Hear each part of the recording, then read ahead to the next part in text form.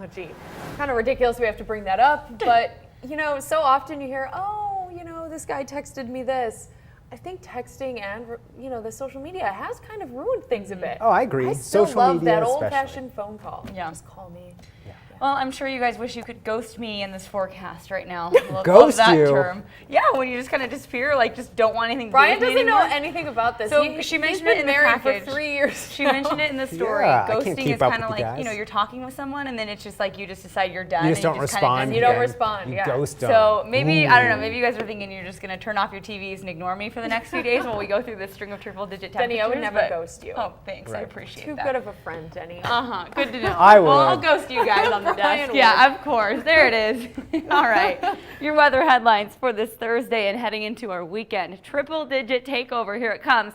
Got a few days to go before we can break that string. Staying dry, isolated mountain thunderstorms are possible because of a little bit of moisture that's coming up from the southwest with this extremely hot weather. We get some relief next week, though, so I promise this will be relatively short-lived as far as strings of triple-digit temperatures go.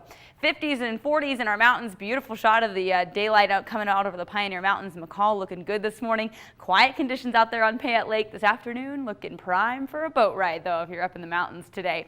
70s around here. We're at 73 both at the airport and at our studios downtown. Humidity is on the low side already this morning. Winds are light, so it's going to be a quiet start to the morning. Very comfortable out there now. Heating up quickly, though. So enjoy those 60s and 70s while we've got them on the map. They're not going to last that way for too much longer.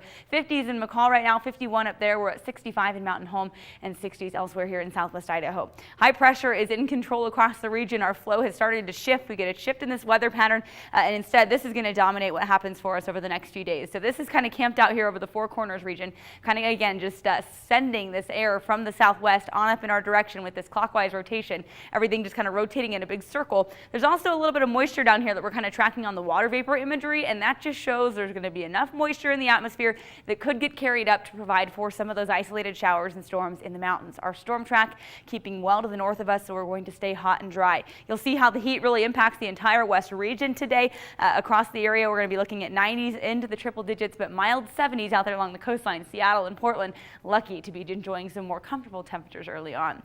Our highs today, 100 degrees, if not 101 in Boise, 103 in Mountain Home, Caldwell on the century mark this afternoon.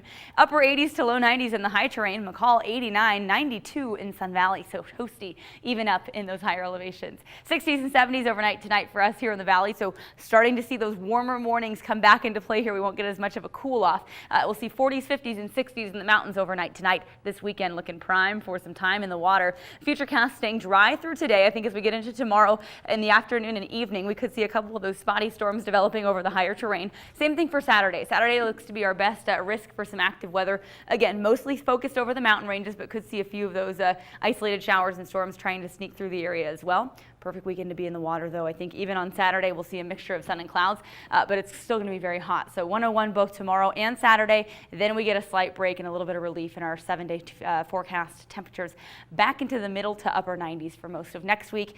I think, though, we stay with this hot, dry thing, so expect plenty of sunshine.